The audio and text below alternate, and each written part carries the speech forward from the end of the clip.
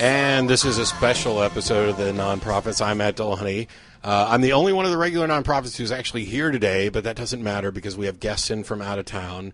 And all of you will probably know all of them because Aaron Ra, who's been with us before, and who I would like to say is going to be the guest lecturer for the ACA on April 3rd and on the Atheist Experience show on April 3rd, is here, along with Mrs. Ra. And Ashley Paramore from the Secular Student Alliance is here, and we're going to talk about a whole bunch of stuff, including the school teachers' protest that went on yesterday at the Capitol here in Texas. And everybody just chime in on whatever, but because I can talk to Aaron all the time, and I never get to talk to Ashley, we're going to start off with the Secular Student Alliance stuff. So apart from being down to party at South by Southwest, what all's going on? So I'm basically driving the entire state to visit multiple organizations and our supporters. So it's fun. It's a lot of driving. Got about 24 hours on the road total. Awesome. You can call it that.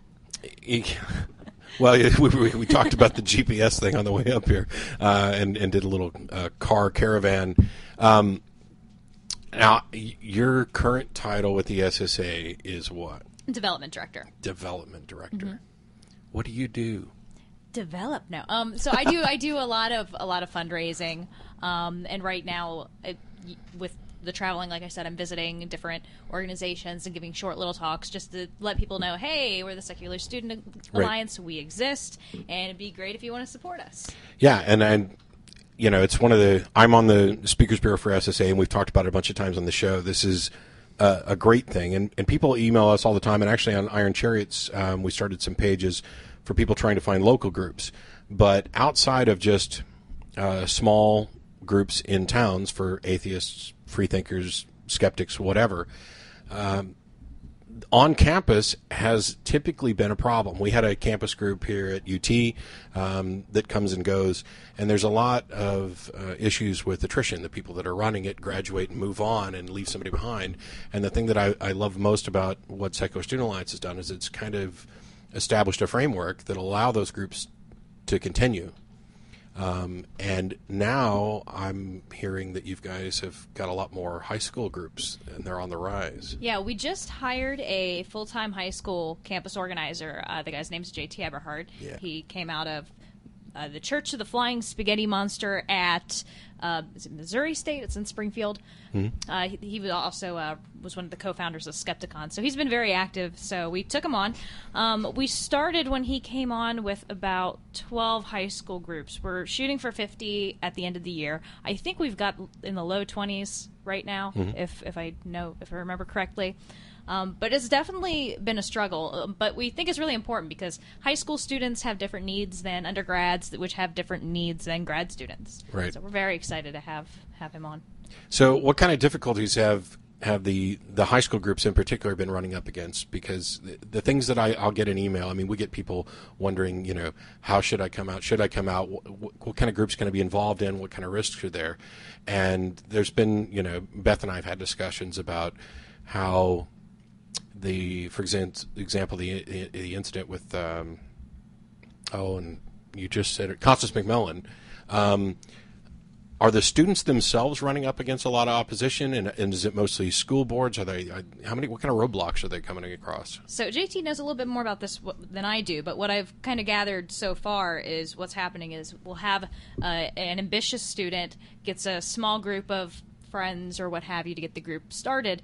They have to go find their faculty member and then eventually, you know, make it to wherever they have to get the proving done. At that point, usually that's usually where they run into issues. It'll fall apart. I know one particular student, and I think this was on Reddit too, had been trying to start a group. He started a Facebook group, got his friends, got somebody who said that she would be the advisor. And then the next day he gets called into the principal office because they saw the Facebook group and called it a hate group. Right. So there's been a lot of issues with that. I think we've got a couple of groups that it might actually wind up turning into a legal battle. So right now it is really, really difficult. But we have seen them flourish really well in some places. There's a really big high school group in Pensacola, Florida, and we've got one right here in Round Rock too. Awesome. So, well, you're only like 15, 20 minutes across the toll road to get over to Round Rock from here. Now, you talk about potential court challenges. There's the court case that we've kind of talked about lately, where the Freedom from Religion Foundation went after a school that had 10 Commandments posted up all over. They were originally not going to take them down. They did take them down. Then they put them back up. And then when a lawsuit was threatened, they took them back down.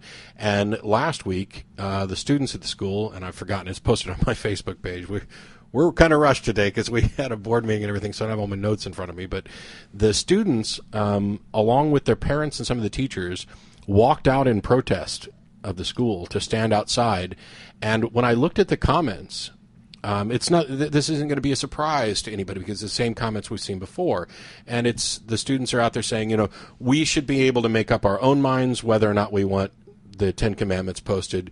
And this, Jesus is very important to us and our county. And if you don't like it, you can leave. And I immediately, when I saw the thing I posted on Facebook, I'd give every one of those ignorant little brats detention. And that detention time would have to be spent learning the actual law on the subject, the Constitution. It's not their fault, I don't think, that they don't realize that just by virtue of having a majority, they can say, if you don't like it, get out. We've got a high school student that wants to start a group, but she's not at this moment at some school in Rhode Island. Where they had like a prayer banner or something up, and I guess she's teaming up with the ACLU to get that pulled down. Yeah. She wanted to start a group, but she thought with the legal case and everything else, it might be more of, can I say bad words? You can say whatever you want. Clusterfuck. Yeah. Than it's worth right now. So they're working on the prayer banner, and then hopefully she can start one in Rhode Island. And I would think Rhode Island is that kind of liberal, wouldn't you think?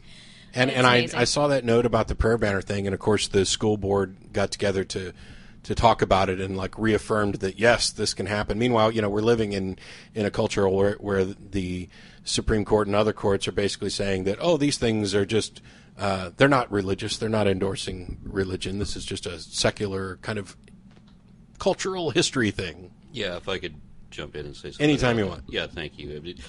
You've got these students that have grown up their entire lives hearing only one perspective. And right. They hear that somehow the 10 Commandments are supposed to be their moral guide. They don't pay attention to the fact that their doctrine doesn't actually allow anybody in based on the criteria of meeting the 10 Commandments. It's based on belief. And if you believe, you can get in no matter whether you've observed those 10 Commandments or not. And if you don't believe, well, it doesn't matter if you've observed every other right. one of them. I mean, that's not the criteria. And when when they're talking about they've been indoctrinated into believing that this is a Christian country, and the people on our board of education and among other people have repeated the message again and again that, let's see where I'm going with this. Okay. I'm trying to figure out how best to put this when they've heard only one side, and I'm just going to step out of it. I don't want to occupy her whole time getting on another soapbox. Meanwhile, I'm getting distracted trying to sign to Beth to turn the AC off, just so nobody freezes out for now. But going back to the Secular Student Alliance and what they're doing, it's been a great success in college campus groups. And I've been, fortunate enough to be invited to go speak on behalf, the Secular Student Alliance has actually provided campus groups with funding to make sure they can bring in speakers.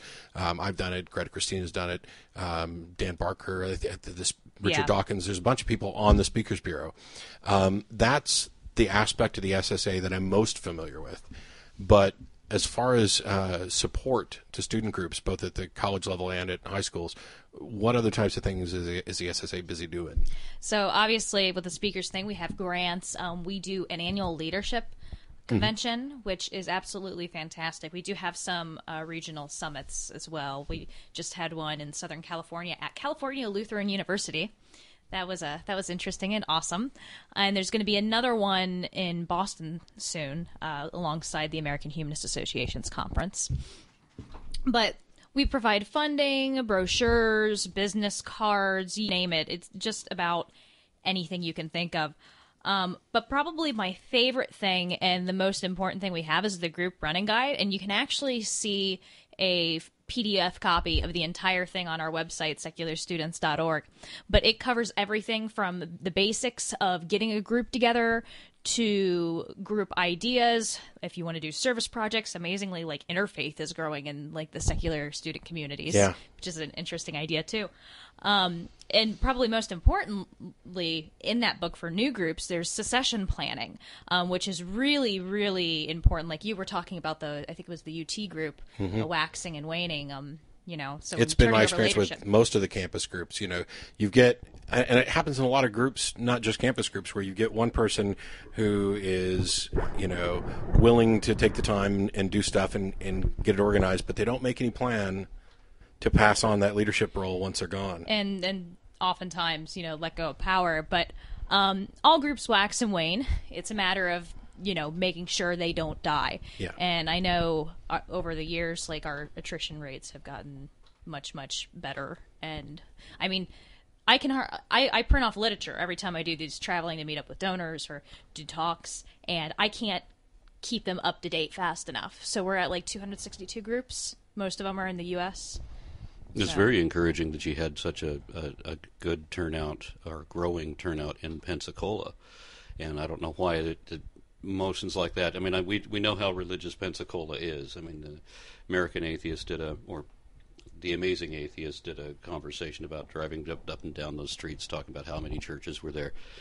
And it reminds me of that line from Princess Leia where she says, "When the more you tighten your grip, the more star systems slip through your fingers." Well, you get a polarization when you have a community that is extremely religious like that. You're going to get people that revolt against that. And what I was saying over here a moment ago, when these students. Nope, I'm going to get on a soapbox again. It's a free-form show. You can soapbox. We'll definitely... There'll be plenty of soapboxing coming up soon, I'm sure.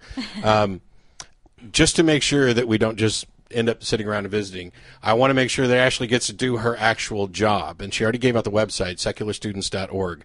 And for the people who listen to Nonprofits and anybody else, let them know, not only can you go there to find out more information about Secular Student Alliance, but on the left-hand side, there is a nice little PayPal donation thing there. So it's not just about running around courting the big donors, but every little penny that comes in helps out a lot. And now is definitely the time, if you are not a member of the Secular Student Alliance yet, for the year of 2011, the entire year, we have a $100,000 matching offer going on. Awesome. If you gave money last year, you can still get it matched, but say you gave $5 last year, you'd have to give your $5 this year, but every dollar after the $5 goes toward the match. So, awesome.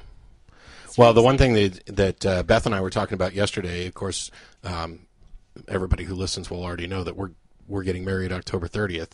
And one of the things, that happened right off the bat was there were people, fans of the show who are on the friends list on Facebook and stuff, were like, where do we send gifts? And I was like, whoa, because I don't want to use the position with this to start garnering wedding gifts and stuff.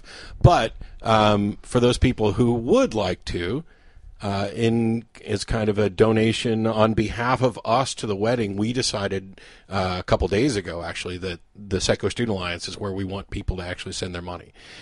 And I'll tell you why, and it's not just because, the Speakers Bureau has been good to get me out and do stuff.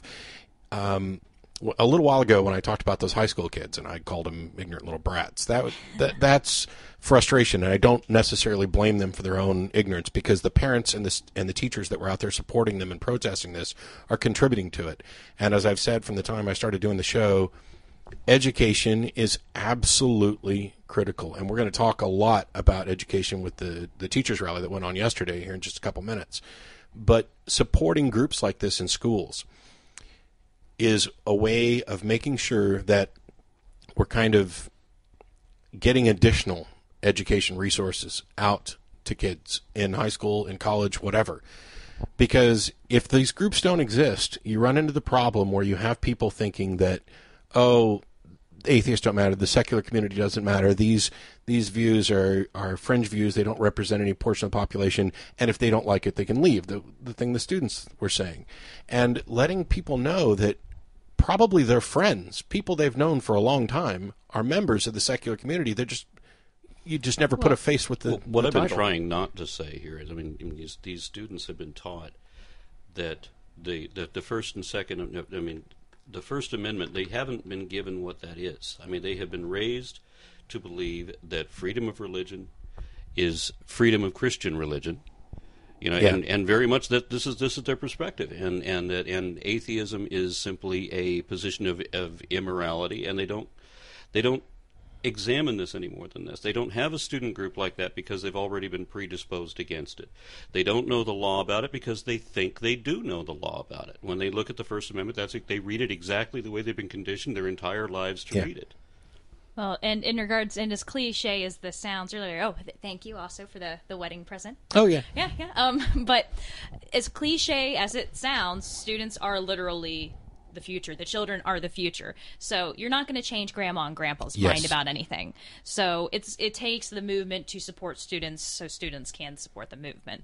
So a lot of the questions that are directed my way from younger people, I shouldn't keep saying kids and stuff like that. Students, but you know, and I'm reluctant to answer, you know, minors who email me, because I get email from 13, 14-year-olds that are like, I'm stuck at mom and dad's house and they make me go to church, and you know, should I try and buck the trend or not? One of the great aspects of this is that we are social animals, and people have asked me hundreds of times, well, you're an atheist, you don't believe, why do you guys got to get together and talk about it? It sure seems kind of funny that you would have a group dedicated to something you don't believe in. Well, the group's not dedicated to what we don't believe in. The group's dedicated to things we do believe in. Things like equality and diversity and education and supporting each other, and the fact that we are social animals. Nobody wants to live off, well, somebody probably does, but I don't want to live off on my own, never interacting with people. And one of the biggest roadblocks to raising everybody's consciousness level with regard to the secular community is that there are plenty of people who would be a part of the secular community if it didn't seem like such a scary, lonely thing to do. Well, and also there's something that I like to call the gay friend effect. Yeah. If you know someone who's gay, you're much less likely to be discriminatory toward that person or be anti-gay, whatever. Absolutely. And I think that applies to the atheist community as well. If people, and granted, I can completely understand for people that live in the middle of nowhere in Mississippi that they cannot tell people that they are an atheist for fear of their lives or job or what have you. Right. But I think the exact same thing can apply to the atheist community. If you know an atheist, you're going to be less likely to be an evil jerk to them. It's hard to marginalize somebody when you have a personal connection with somebody that fits in that category. You know, I get a lot of emails from people that are in situations like that, where they live in backwoods Kentucky or someplace like that, and where the stories that are being dropped on them seem so absurd, and they can't voice a counter opinion, where they can't even say to their neighbors or their friends when they're talking about Noah's flood, they can't even question the most absurd aspect of that, because they know what's going to happen. It's going to be a landslide. You know, it's going to snowball against them immediately as soon as they express that they are skeptical of the core belief system, in whole or in part. Then it snowballs against them immediately. And I have a friend who's also a supporter that I was visiting that lives in the middle of nowhere, and he was telling me, because for his job he gets involved with court cases. Given where he lives, though, if anybody realized that he was a non-believer, he said he could easily lose the case. Oh, yeah. So it's unfortunate, but... Yeah, and it goes back to what we said before on the show. Yes, we need more out atheists. We need more out members of the secular community for both the big gay friend effect that Ashley was talking about, and just to kind of generally make people aware that we're here. The nuns being one of the largest categories on the planet, you know. But the other aspect of this is that doesn't mean that everybody should run roughshod just being, it's time for me to be out. And there's a couple of suggestions that I made in the past. First of all, if you think your life, your health, your happiness is going to be severely negatively affected by it, and this isn't a consequence that you're willing to endure, there's no shame in not coming out. It's not, some obligation. Hopefully there will be a time where the consequences won't be so dire and where it'll be more comfortable with people coming out. And unfortunately, I know a lot of people in that situation too, where their job would be affected. Yeah.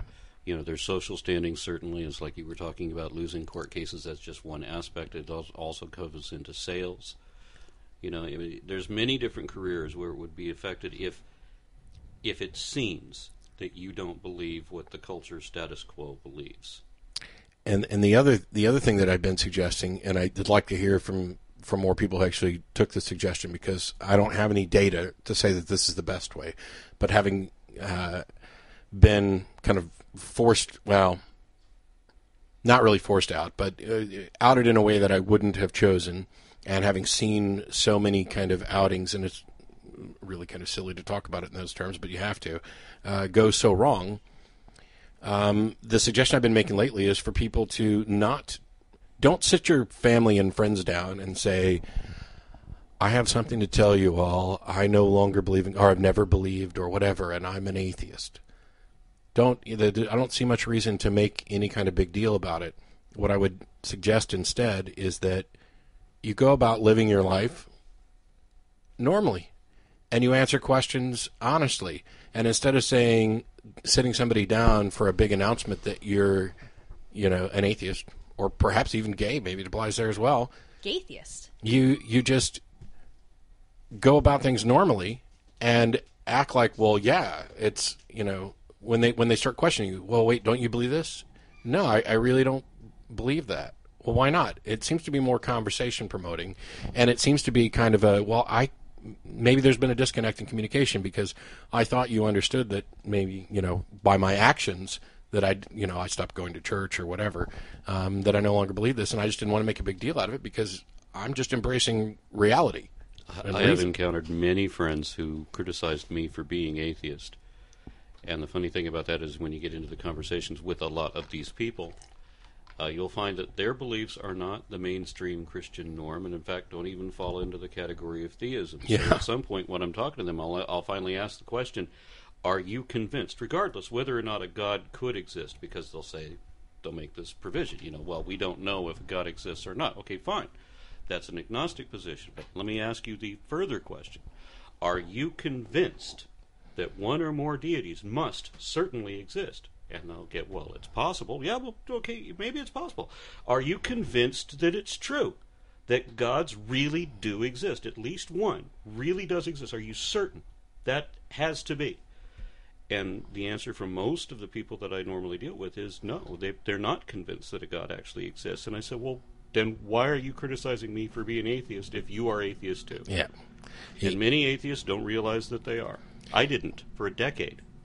Yeah, and it's, there's bickering about particular definitions of labels and all this other stuff. And, I have for many years now just adopted the label and run with it, kind of the way, gays did and liberals did. Hey, this is a badge. I'm happy with who I am, and it's the word that best describes me, so I'll run with it.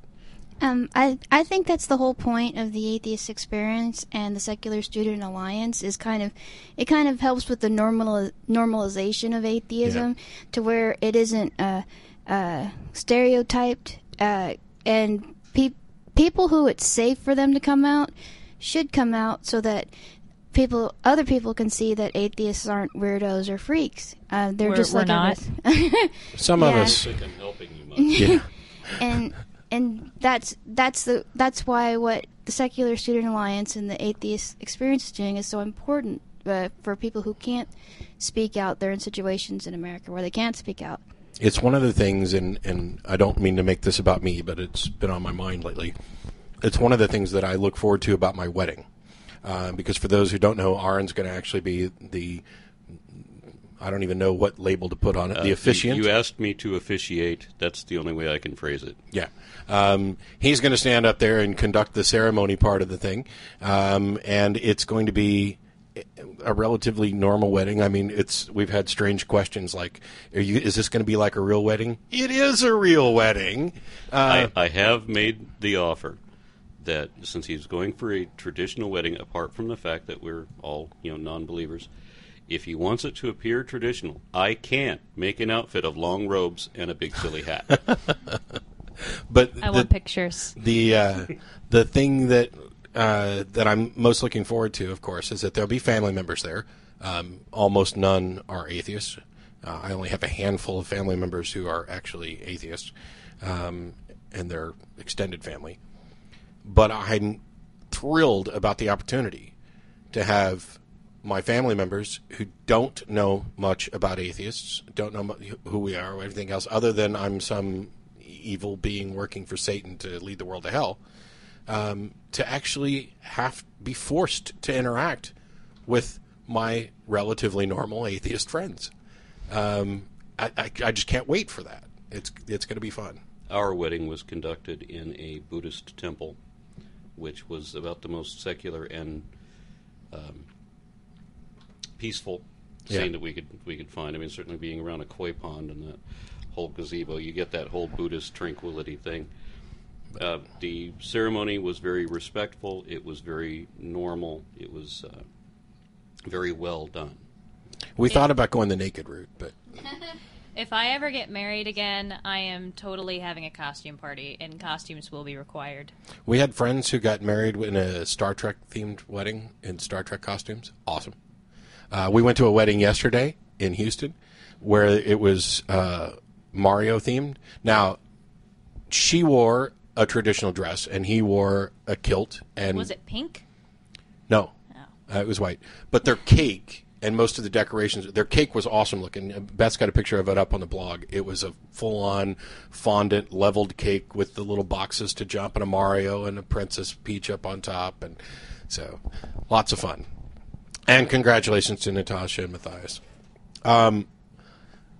Yeah, I don't want to keep her here all day, but we got to get on to what happened yesterday. So rather than me talk, why don't you guys tell us what happened yesterday, why, and everything everybody needs to know.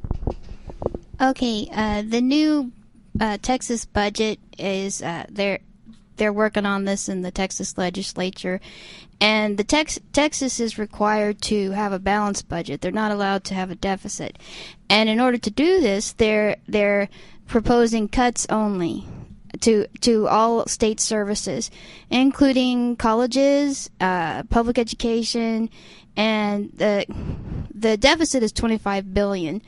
And they're passing this right to the public schools and other agencies like the prison systems, just passing it right to the state agencies. And Rick Perry recently this week said, well, it's not his fault if teachers get laid off because he doesn't hire and fire the teachers, but if you cut off the food to the kitchen, you can't blame The chef. Yeah, that nobody's eating. And in the case of public education, I'm a public school teacher. The first draft of the budget is proposing to cut $10 billion from public education. And to put that in perspective, this seems local, but the national, the Congress is also proposing their national budget, and they're proposing a lot of cuts too because of the size of our deficit, like $300 million to NASA. So, $10 billion is a great deal of money, and what that translates into real people is that I work for Dallas ISD.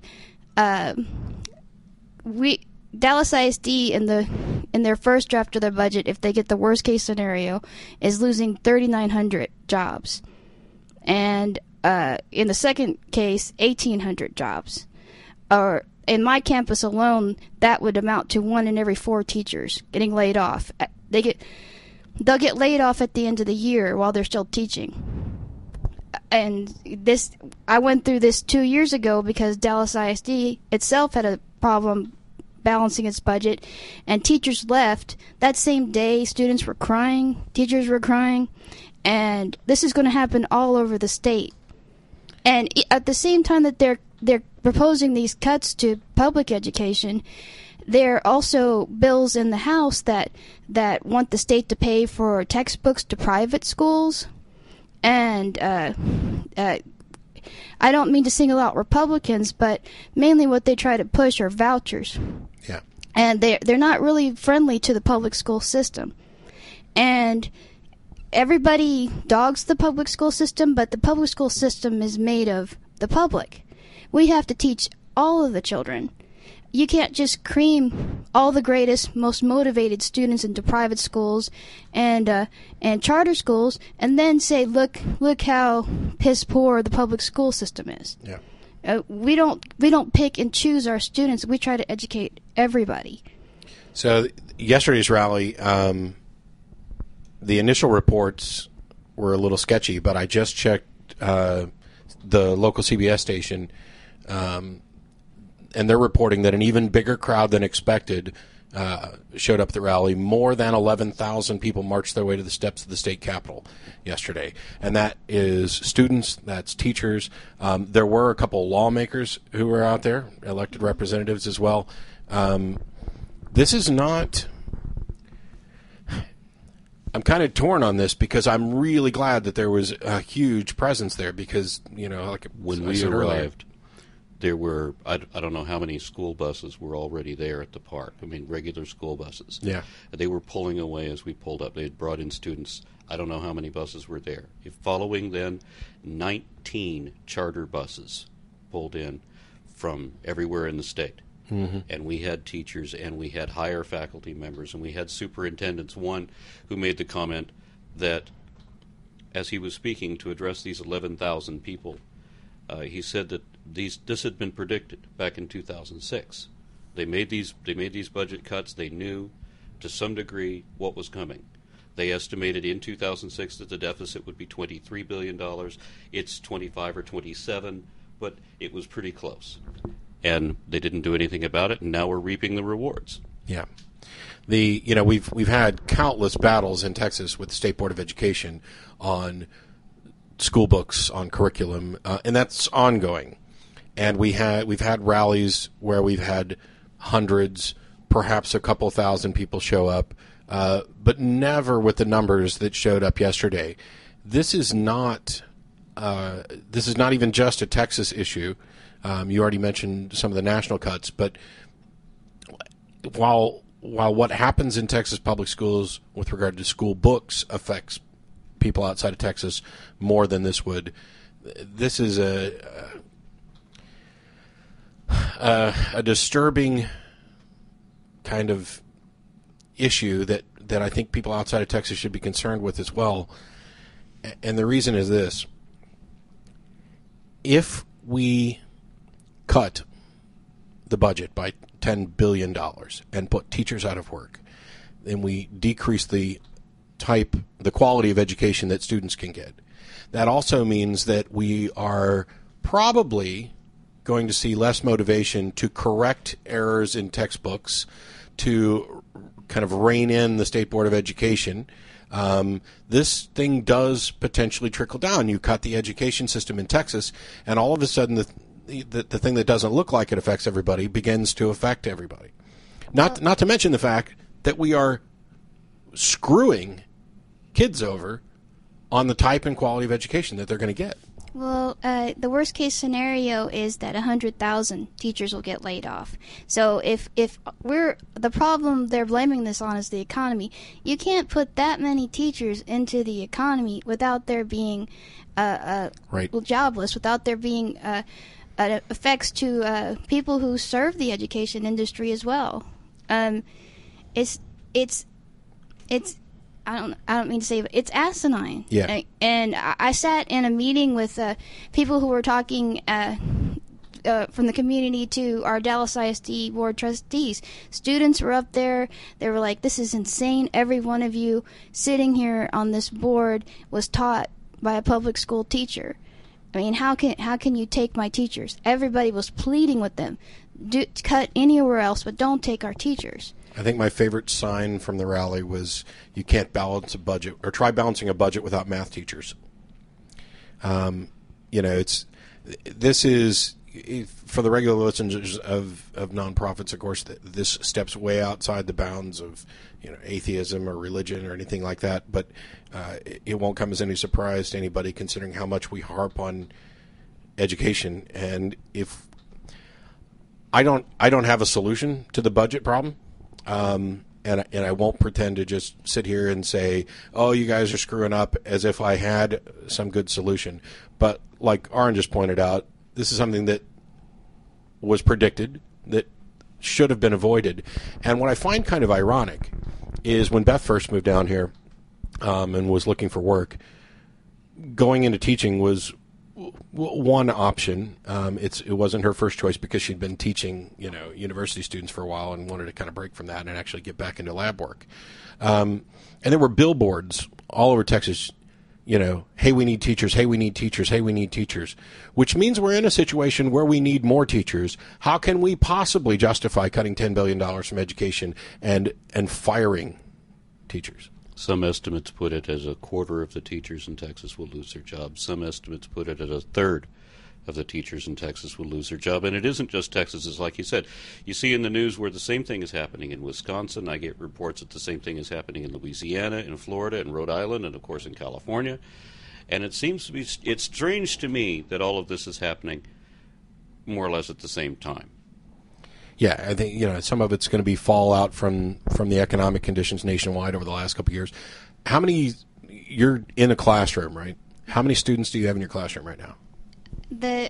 I have 6 periods that I teach, and the highest number I have is 30 in the classroom. And what they're proposing is in middle school to have 35 students to 1 teacher. They're saying that now it's 24 to 1, but I work in an inner city school and I have 30 students. So you got 6 periods that you teach. Probably an average of 25 or so per class? Yes. So you're looking at 150 students that you have to deal with every day. Yes. Do you have any free time? I know. No. Yeah. No, I don't. If I'm not tutoring after school, I mean, there's lots of talk about how teachers are greedy or whatever, and I work for free to do my job after school. Yeah. Because it isn't necessarily about the money, it's about the students. It's about trying to educate and make the world a better place. Yeah, and so you do something that not only I couldn't do, but when I think about if there were 150 people that I was responsible for on a daily basis, and that I actually cared about and wanted to spend the appropriate time with each of the needs. I mean, some students, need more than others, and some don't need too much at all. And I would find that a daunting task. And for them to come in and say, now we're going to increase it so that you're looking more like at 175 or maybe more. Mm-hmm. To me, this isn't when we talk about morale among teachers, this isn't just because they're getting budget cuts and maybe they're not going to get any raises, or maybe they're going to get laid off or anything else. It's the task itself is overwhelming. Mm-hmm. How is this not crippling education to put teachers in a state of feeling constantly overwhelmed and potentially depressed by this daunting task that most people cannot do? It's not like you can pick anybody off the street to go in and teach kids, even if they know the material. It's like teachers are the infantry. We're the ground troops, and they're rolling out new testing that we have to push the students to to do well on harder tests. It's like what you're saying. It's like you're a donkey and they put more and more of a load on your back, and then they whip you and whip you and whip you. Why can't you get these test scores? Why is Texas the number one state for high school dropouts? Yep. And it's not. There's the teacher's responsibility, but we can't do it all by ourselves. I mean, but the blame usually stops with us, and we're the first ones that get fired when we're doing our job. It's not our job to draft the budget. It's their job, and they're not doing their job to support us. Yeah. And also, it could only make the public school system worse, which will increase the pressure for the state money to go to private schools, to charter schools, voucher systems, and everybody who is from a background where they can afford to do that will, and it will only make the public school system itself worse. Yeah. So, while I mentioned that this is kind of a sideways topic, I'd like to think that, the nonprofit listeners, particularly those in Texas, would, if you weren't aware of what was going on, if you weren't aware of this huge rally downtown, that those of you in Texas in particular would take a minute to contact your elected officials, your representatives, and, tell them, yes, you absolutely want a balanced budget. You know that a balanced budget is required, but that we cannot cripple the next generation in order to make that happen. The state of Texas has a $9 billion rainy day fund that Perry is refusing to touch. He even had a meeting with all of the Republicans in the legislature, and he told them to hold the line. You got elected to not raise taxes. And I'm not for a state income tax because I believe spending would increase to whatever the income tax was, and it would be regressive. But there's other ways to fix this problem. The funding needs to be fixed because, like he said, in 2006, they lowered property taxes, and they changed the way schools are funded to a business tax that's not paying out with enough revenue. It's their job to figure this thing out, not my job. Yeah. And if you look at the Texas Constitution, it says that it's the state's obligation to support and maintain the system of public free schools. And a general diffusion of knowledge being essential to the preservation of the liberties and rights of the people, it shall be the duty of the legislature of the state to establish and make suitable provision for the support and maintenance of an efficient system of public free schools. I mean, a lot of times you see the metaphor, if it's like a family. If you don't have enough money, you have to cut back. But there's some things I would not cut back on for my kids. Yeah. I would get another job. I would find a way to get it done. You cut off the extended cable package. You cut off the unlimited data plan for your cell phone. You cut off any number of things, but you don't turn off the lights or the water.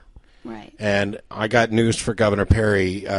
It looks like it's raining, and it's time perhaps to dig into a rainy day fund. So I just can't. It's almost like they. I don't know what the disconnect is. We talked about cognitive dissonance before with regard to religion and things. I don't see how somebody can be in a position of leadership, knowing these responsibilities, and think that a $10 billion budget cut for public education is remotely a feasible idea. Well, what he does is he offers no real solutions. He just sticks to his talking points. I don't see any actionable plan to help the public school system. He'll say, well, I'm not going to raise taxes. The state of Texas doesn't want me to raise taxes, and it's misleading. Yeah. So it's like she said, he doesn't offer any sort of a plan at all. There were a lot of speakers at yesterday's convention that some of them made some moving comments on that, and there were a lot of placards. One of them, my favorite, said that if you think education is expensive, ignorance costs more. Yeah. And it's inevitable. I mean, if you cut education, everybody can see where we're going to be in a very short period of time. And when you take somebody's class that's supposed to only be a couple dozen students and is already more than that, and then you ramp it up so that it's now 3 dozen students, you know it's going to be already more than that. Especially when you're cutting the numbers of a quarter of the teachers, or possibly even a third of the teachers, or a third of the staff if you work it out for everybody that works in the cafeteria and for the bus drivers and for administration and everybody else in any educational facility. So Well, I just know that all of you are wrong because the Bible has everything you need to know. I have heard that. Unfortunately, it didn't have any information in there about what sort of medications I should take for my diabetes, and prayer didn't seem to work. Did you bleed out a goat or no? What do they use? Is it sheep? It's the birds that you have to kill to cure leprosy. I thought was a little cruel. Fortunately, Well, you got one. Fortunately, I haven't come across leprosy, so I'm not that concerned about it. We're coming down towards the end of the time here, but and damn it, I just forgot what I was going to say. Don't you hate when that happens? I know, it's crazy. Well, the one thing that we definitely ought to do is for the people. I doubt there's anybody listening who doesn't know, but so you need to pimp your YouTube channel. But before you actually do that, earlier we were talking about interfaith things that are going on. And don't worry, I'm not going to get into a discussion about the accommodationist positions or anything else, but I watched an interesting, I can't even call it a debate. It was more of a panel discussion with Christopher Hitchens, Sam Harris, Rabbi David Wolpe, and another rabbi, I apologize, I've forgotten his name. And the subject was, is there an afterlife? Wow, was that a non-debate? I mean, I loved it. And Hitch and Harris did a great job, making their points and everything. But when you've got people, this is the problem with the more secularized Jewish community when you get them involved in debates like this. One of the rabbis basically sat up there and said, everybody agreed, we have no idea if there's an afterlife or not.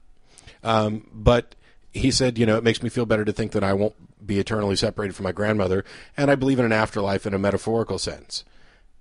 And my jaw just hit the floor. It's like, okay, so what? Why would we have a discussion about is there an afterlife if we're only going to talk about the fact that somebody believes it is? I have no problem at all referring to the human soul in a metaphorical sense, the human spirit in a metaphorical sense, but I'm not running around telling everybody that there is a soul or trying to encourage them to this.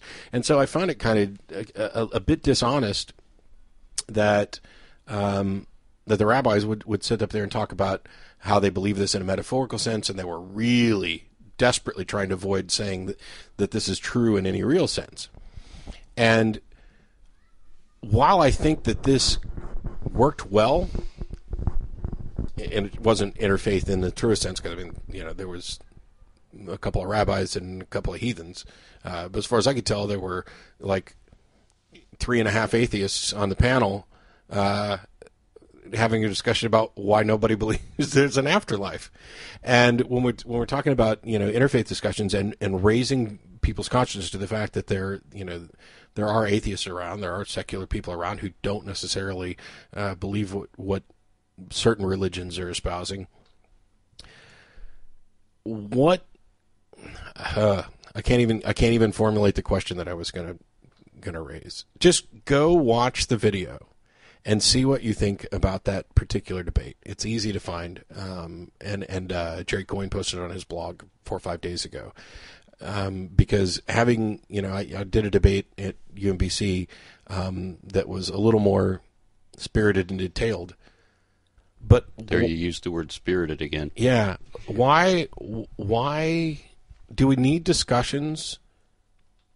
Do we need quasi-debates? Is this really informing people when pretty much everybody on the panel says, hey, we don't know? Well, the debate that I commented on, the topic of that was between Hitchens and Dembski was, does a good God exist? Well, why do you need a qualifier? Does a God evidently exist? That would be suitable for me. I mean, are you justified in claiming that there is such a thing? Let's see that debate. Yeah. So, and then there's been a question about whether or not debates are useful or not. I have to use mine as kind of an example because it was amusing that at the end of it, I mean, I realize there are some people who change their minds, and basically the kind of purpose of this isn't to change the mind of somebody sitting there right now, but to communicate, get information out, have a discussion, and maybe there's somebody on the sidelines who's actually wavering about this that gets to change their mind based on this. You know, we it's unusual for me to be in a conversation with, for example, a fundamentalist Christian, and have them at the end of it go, "Oh, yeah, I see you're right, and now I don't believe in God anymore." It happens, but doesn't happen over the course of that one conversation. I like the idea of debates and discussions. I like the idea of interfaith discussions. I sat a panel at UT where there was a representative of basically every religion they could find. I think there were 15 of us up on the panel up there. And I found those kind of discussions, useful and productive. But I'm curious as to, how beneficial they really are if everybody's already in agreement from the beginning. We don't really know. Well, I don't. It's intellectually honest, at least. It is, and I like to see the debate just so that you present the thoughts for the public to review, because obviously a scientific debate is not something that the general public can begin to follow. Yeah. So I see the justification in that. In pure science avenues, however, when they say that there is a scientific debate over a certain proposal, it's not at all in the same context, and of course it is entirely based on evidence, and eventually will be played out by evidence. It has no bearing on which one is the more presentable speaker. Right.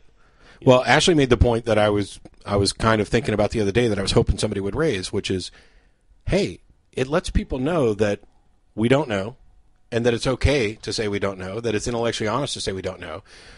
And I think that is the point that needs to be hammered about this particular debate, is that the two outspoken atheists showed up and pretty much said at the beginning, we don't know. We haven't seen any reason, sufficient evidence to make us think that this thing is likely true. We don't know whether there's an afterlife or not. And the opposition, or what was supposed to be the opposition, showed up and pretty much agreed to that. Now, my position, as a skeptic, as an atheist, is that if your answer is I don't know, in all honesty, then you cannot possibly profess to believe this. I mean, if you are not convinced that the proposition is true, how could I don't understand how they could possibly show up as the opposition. But I love the fact that I don't know that was the whole event. It was like an I don't know fest. And one thing in regards to that, I've done a bunch of talks with Jonathan Weyer, who's a Presbyterian minister that I've done work with at Ohio State. So we did some interfaithy things. Anytime we would bring him in to maybe do like an Ask a Christian panel or whatever our student group was doing, the thing I respected the most about him is that if he didn't know the answer, he wouldn't make up bullshit on the spot, but would be like, well, I don't know, or I haven't thought about that yet.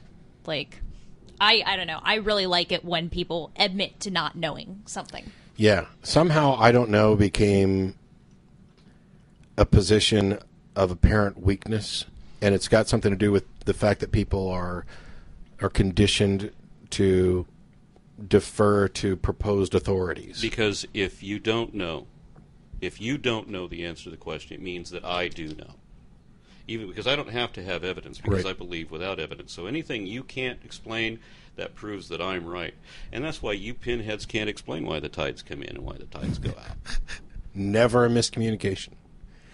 On that note, I want to wrap it up, but let's make sure that you get to promote the YouTube channel so that people are aware, because not only have you been continued to post the regular videos you're doing, but there's now videos out there of you speaking for Darwin Day and other things like that. So I want to make sure we get that out. So, well, what I did want to call attention to is that we have somebody who's making a very ambitious effort in the state of Louisiana right now. There's a high school senior, 17 years old, named Zach Coplin, and he is attempting to overturn a law that was passed in the state of Louisiana, enabling creationism to squeak its way back into schools without any kind of regulation, so that teachers can independently, voluntarily bring in their own unrestricted materials and teach creationism in the class, regardless of the subject matter intended. This boy wants to try to overturn that, and we would like him to have as much publicity and assistance as possible to get on that. Upcoming on this show, for his support on the Magic Sandwich this coming week, we've got Dr. Barbara Forrest, who was a star witness in the Kitzmiller versus Dover trial. She is also from Louisiana. She wants to talk about what was going on with the state and how things have been railroaded against the legal system there. We've also got Dr. Eugenie Scott from the National Center for Science Education. She's going to be participating also. And the purpose that both of them are involved, and the whole reason that we're doing this, is because we want as many people as possible to be aware that this law exists and that there's this one ambitious kid who's trying to do something about that, and we'd like to help him. Yeah, absolutely. So where do they go to get more information? Do we have a website to direct them? Well, we're going to have everyone on the discussion on the Magic Sandwich upcoming. It's on Blog TV. It's the Magic Sandwich Show. The link to that can be found on my website, rnraw.com. There you go. I think that'd be suitable. Awesome. And we've already told him to go to secularstudents.org, but we'll tell him again, go give money, because if the state is going to keep screwing over students, we want to be the ones who are supporting students in the things that, you know, matter in addition to the standard education stuff. And like I said earlier, too, if you're going to ever give, this year's the year to do it because of the matching offer. Yep. And if you could contact your local representative in the state to talk about how the budget cuts and how they're wrong, and that you're their constituent and they don't represent you. To kind of paraphrase what Barack Obama said, he said about education cuts, it's like if you were trying to cut expenses on an airplane and you cut the fuel. I mean, that it would make it less expensive, but you would quickly feel the impact. So this state will quickly feel the impact of these cuts if they go through the way that they are proposed to right now. Yeah. Well, on that note, I want to thank everybody for tuning in to a special Nonprofits. Thank my guest, R.N. Raw, Mrs. Raw, and Ashley Paramore from the Secular Student Alliance. Thanks, everybody, for tuning in. Thank you all for showing up.